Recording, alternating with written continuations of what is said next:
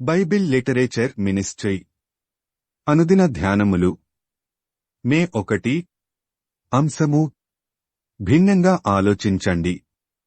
వాక్యము రోమీయులకు వ్రాసిన పత్రిక 1వ అధ్యాయము 20వ వచనము.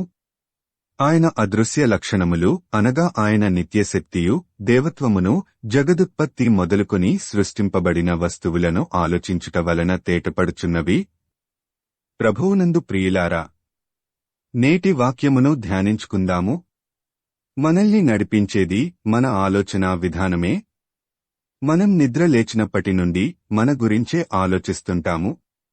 కాబట్టి మిగతా ప్రపంచాన్ని గురించి పట్టించుకోము. మన కుటుంబం, పిల్లలు, బంధువులు, స్నేహితులు ఇది మన ప్రపంచం. మన ప్రపంచానికి మనమే మహారాజులం, మహారాణులం. మన ప్రపంచంలో దేవునికి ఒక చిన్న గుడి కట్టి దేవుణ్ణి ఆ గుడి వరకే పరిమితం చేస్తాము.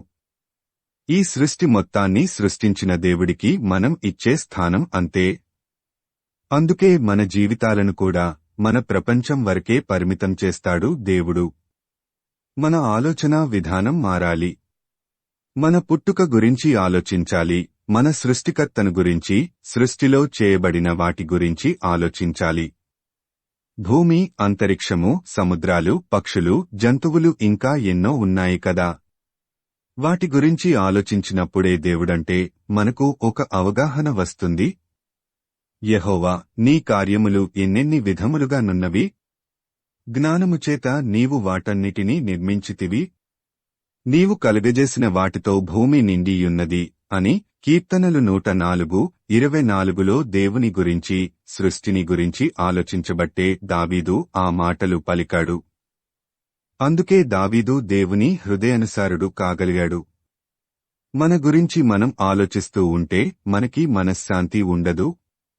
మన శరీరం గురించి, దాని కోరికల గురించి ఆలోచిస్తుంటే వాటిని పొందాలని కోరుకుంటాము.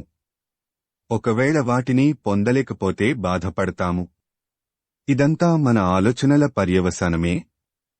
మన బాధలకి కారణం వాటి గురించి ఆలోచించడమే. దావీదు తన శారీరకమైన కోరికను బట్టి దేవునికి వ్యతిరేకంగా బత్షెబ గురించి ఆలోచించడం వల్లనే ఆయన పాపము చేయవలసి వచ్చింది. ఆయన తన శరీరాన్ని సంతృప్తి పరిచే వరకు తన ఆలోచనల నుండి బయటకు రాలేకపోయాడు. హృదయంలో పుట్టిన చెడు ఆలోచన వలన దేవుని శిక్షకు గురయ్యాడు. నా హృదయానుసారుడు అని సాక్ష్యము పొందిన దావీదు కూడా తన ఆలోచనల పర్యవసానాన్ని అనుభవించాల్సి వచ్చింది. మన ఆలోచనలను మనం నియంత్రించుకోకపోతే దాని పర్యవసానం చాలా దారుణంగా ఉంటుంది. అందుకే మనం దేవుని గురించి, ఆయన అదృశ్య లక్షణాలను గురించి, ఆయన నిత్యశక్తిని గురించి ఆలోచించాలి. దేవుడు మన కొరకు సిద్ధపరచి ఇచ్చిన బైబిలు గ్రంథమును సంపూర్తిగా చదివి దానిని గురించి ధ్యానిస్తుంటే మనం రోజంతా దేవుని గురించి ఆలోచిస్తూనే ఉంటాము. అనేకమంది బైబిలును చదువుతారే కాని దానిని గురించి ధ్యానము చేయరు. ఈ లోక సంబంధమైన విషయాల గురించి ఆలోచించేటప్పుడు వాటికి అనుగుణంగానే మన జీవితం సాగుతుంది. ఈ లోక సంబంధమైన ఆలోచనలను నియంత్రించుకోవడమే ఈ లోకాన్ని జయించడం అవుతుంది.